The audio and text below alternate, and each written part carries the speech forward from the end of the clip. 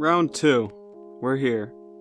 It took a bit longer than necessary, but we're here. In all seriousness, shout out to the Hawks.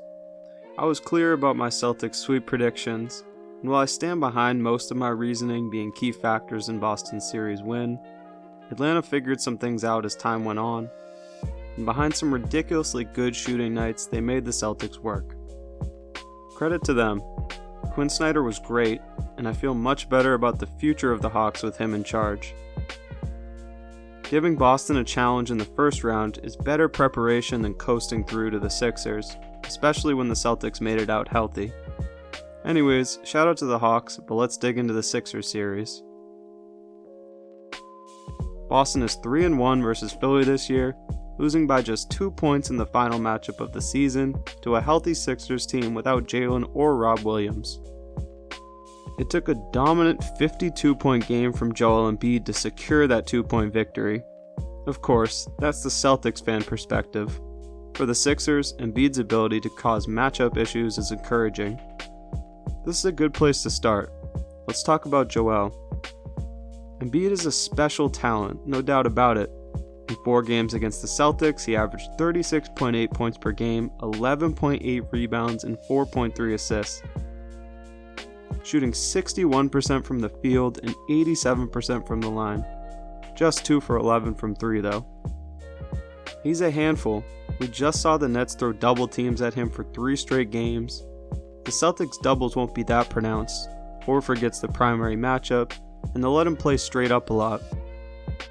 This should also be more of a Grant Williams series as well, because he's another body to throw at Joel.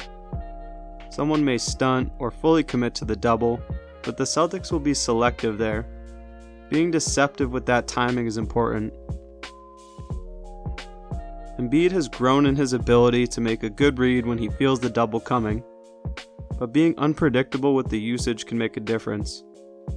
We'll see any of Derek White, Smart, Brown, and Tatum double, because they are long, athletic, and active with the ability to double and recover. That's another key to success. When Boston chooses to double, they must be prepared and precise with their rotations. The Sixers got comfortable putting the Nets in rotation and creating in those gaps. If the Celtics are disciplined with their closeouts and connected on rotations, they have a good mix to throw at Embiid. Joel is an impactful defender, and his best work comes at the rim, covering up some of his teammates' deficiencies. Boston has the game plan and the roster that can get him out of the paint and forced to defend the action. He's more mobile than you'd think on the perimeter, but especially with his knee injury threatening his Game 1 availability, defending ball handlers is a tough ask. We'll see how much they let him switch, but in a drop coverage, the Celtics can get a lot of clean mid-range looks, with Rob providing the threat of vertical spacing or Horford popping out to 3. That's a good place to transition to a more general discussion about the Sixers' defense versus Boston's high-scoring offense. Philly finished the season with a 112.7 defensive rating, 8th best in the league. Post All-Star break, that rises to 115 and 17th in the league. In 4 playoff games, they posted an elite 102.5 defensive rating. It is worth noting that post All-Star break, the new-look Brooklyn Nets have the 24th best offense in the league. Without a true number 1 and genuine scoring hierarchy, they understandably struggled to produce. That context is valuable, but you obviously don't fault a team for taking care of business just as Philly did.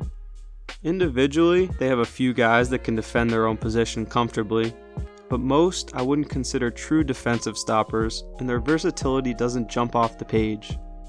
Maxey tries on that end, but lacks the size to bother any of the Celtics guards. Harden has the opposite problem. He's 6'5", but the effort and top gear aren't consistent enough to keep White and Brown from cracking the paint. Among the Sixers guards, Melton has the best defensive reputation. Off-ball, he's really good. He's a certified event creator, getting blocks, steals, and loose balls. But the on-ball defense isn't anything special. He's no liability, but a number of guards get their game off against him. Malcolm Brogdon, for example, is 10 for 16 this season with Melton as the primary defender. Tobias Harris, PJ Tucker, and Jalen McDaniels make up a pretty decent group of wing defenders. All three will take turns guarding Tatum and Brown. How good of a job they can do to take things off the table for the Jays should play a major factor in how this series plays out. In the last 3 regular season meetings, Tatum averaged just 16 points per game, never hitting over 20 points. He did have this cool-ass game winner, but how he fares in the series is something I'm keeping my eye on. He didn't exactly set the world on fire against the Hawks, but if the energy he finished that series with carries over, good luck. With the Celtics likely sticking with their usual starting group, PJ and Tobias will each take a J, Maxey grabs White, Harden on Smart, with Horford left for Embiid. That just doesn't feel pleasant for the Sixers. Having Embiid spaced out to 3 on Horford limits his ability to plug up the holes when his teammates get caught up navigating screens. There should be more value with Boston's double big lineup in this series as far as defending Embiid, but having Rob in the game does allow for Joel to spend more time closer to the basket. Continuing to involve Williams as a screener and facilitator counters that a bit. Aside from the task of defending Embiid, there aren't a ton of exploitable areas or pressure points that Philly's offense can target. Seeking out Horford in the pick and roll and isolation is a decent place to start. His defense wasn't flawless against the Hawks, but I do think he held up about as good as you could expect against a quick and twitchy backcourt pair like Trey and DeJounte. The Sixers' backcourt is also a strength. Maxey has a similar fast twitch feel to his game and can get you backpedaling. He's in the 83rd percentile as a pick and roll ball handler, generating 1.01 points per possession. He can get to the rim and has a nice floater in these scenarios. I wouldn't consider him nearly as threatening of a playmaker here as Trey though, and Boston is pretty comfortable letting teams try to beat them with floaters, so their coverage won't change much. Harden runs a fair amount of pick and roll himself, and he's been known to isolate a bit. In the regular season, James was in the 83rd percentile as an isolation scorer, generating an elite 1.1 points per possession, with the 4th most possessions per game. Flash forward to the Nets series, and Harden's isolations per game has jumped from 6.2 to 9, the most in the playoffs. However, he's generating just 0.67 points per possession and shooting 26% from the field. He seems to be missing some pop, and has a field goal percentage of 23% from 0 to 3 feet. For comparison, that number was at 61% in the regular season. Whether it's something to worry about or not, we'll have to wait and see, but it's certainly not encouraging for a team relying heavily on his scoring output.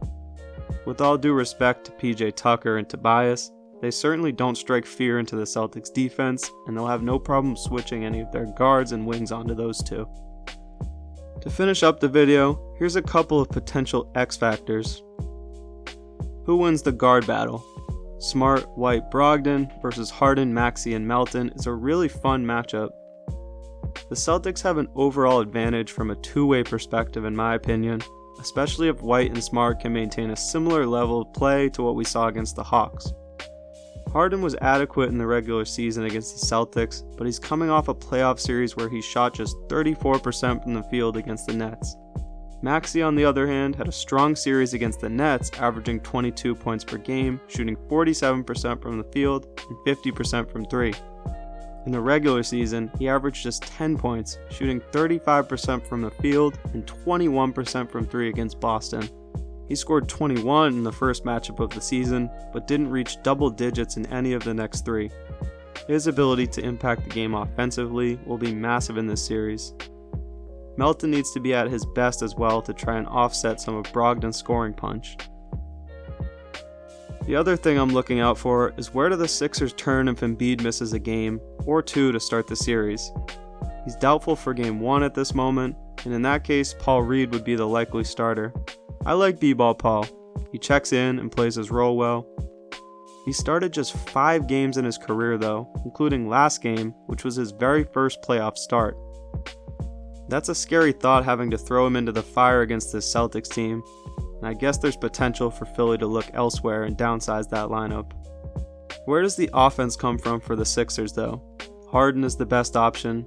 His struggles against the Nets make that interesting though. Maybe they give Maxey the reins and let him try and find a groove early and just live with the results of that. Personally, that's where I'd lean. Give Maxey an ultimate green light, tell him not to overthink it, and just go to work. Worst thing that happens is a bad shooting night and a loss, which is to be expected without Embiid anyways. Harris was genuinely great against the Nets, but he's averaged 12 points against the Celtics this season. Truthfully, I don't think the Sixers have the juice to get this done without Embiid, and as I'm making this video, Shams reported that this injury may be worse than originally anticipated. This is the NBA. Anyone can have a big night. It's absolutely not out of the question that Philly could steal a game in Boston and get the big man back for Game 3. If the Celtics are as locked in as I expect after letting the Hawks series go longer than necessary, they'll be up 2-0 heading to the Wells Fargo Center. In this scenario, they'd have a great shot at pushing it to 3-0. With a healthy Embiid, I have this series going 6, but as things currently stand, I'm riding with Celtics in 5. That's all from me today. Drop a like and subscribe if you enjoyed the breakdown. Let me know how many games you think this one's going. Take care.